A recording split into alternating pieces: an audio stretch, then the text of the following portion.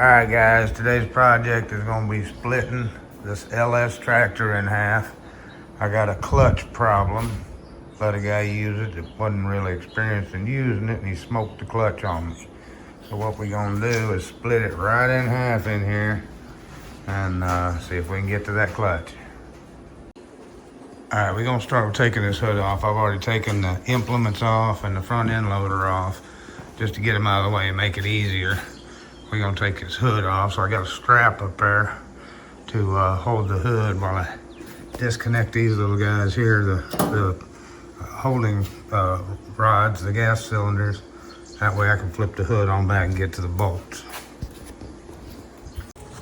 All right, the next step in the process is to get rid of these guys, these bars right here. They're support bars. You can see I've already taken the other side off. But we want to leave that center crossbar so that we can put our jack up underneath there. All right, Kevin back again. Contractor Kev with the tractor break in half. This is a LS 2014 model LS XR 4640. So what I've done since last time, went ahead and removed the frame rails down here. The whole body, the whole motor, transmission, everything is structural. So for just sitting in the garage, it doesn't need all that frame rail. We then took the bolts out of there, so that's ready to go. That'll stay with the front. Had to take this guy off, the supply from the hydraulic pump. Took that line off, which supplies the hydraulic pump back to the firewall up here. There's a wire down here on the fuel pump or fuel filter. See what else we got. We got these guys right here had to be disconnected. Your fuel return line comes off of here. This one's your fuel supply line. It disconnects from the tank down here, and you drain the tank. And if you get it where it's just dribbling, you can put about 20 pounds of 20 psi on your air hose with one of them guys and pressurize that tank and go ahead and get some more of that fuel out so it doesn't spill while you're working on it. I was able to get to the transmission bolts here. One up here I got to with a wrench. The one on the other side I wasn't able to get to with a wrench, so I went ahead and drilled a hole with a 2-inch hole saw and was able to get to it just fine from there. I'll keep you posted. Contractor Kev back again. Okay, next thing we got to do, these lines right here got to come off of the steering cylinders because they connect into the firewall up here, and they're going to stay with the front half of the tractor or the back half of the tractor, so they got to disconnect and snake back through. And then there's a couple of lines down here. Right there's them little fellas. That box will stay with the back, and those lines will go with the front.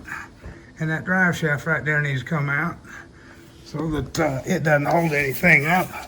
Those lines go up here to this cooler that cools the hydraulic fluid.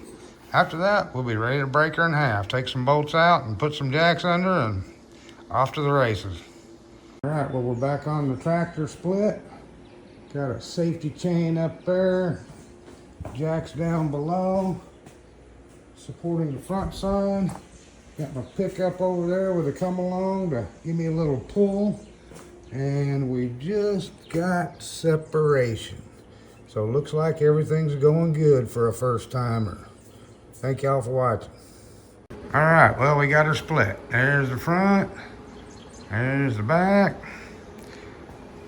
and there's the clutch. Here's the one with the problem.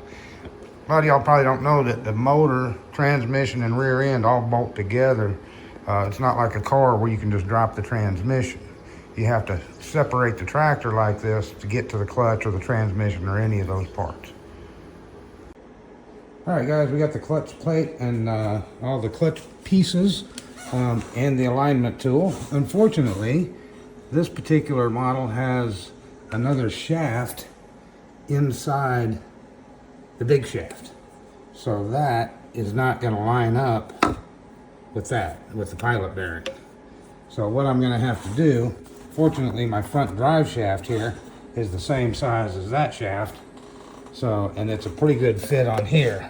So what I'm going to be able to do is cut the tip off of this, slide it onto that, and use that for the alignment tool. Okay, well, once again, we're saved by dumb luck. As you can see, the front drive shaft fit almost perfectly into this alignment tool, and it was the same size as this shaft right here, so it was able to line it up with that, and I believe we're going to be good on that one. Well, we're back together. See the motor and transmission there nice and tight. Almost forgot to put that front drive shaft in, and the only way to get that in is to split the tractor again, so glad I found it at the last second, remembered it. Hope y'all are enjoying it. Well, I got her back together, took her for a test run, and the clutch is working great. Everything's working fine. Now I just got to put a couple of things like the hood and stuff back on, and we're back in action.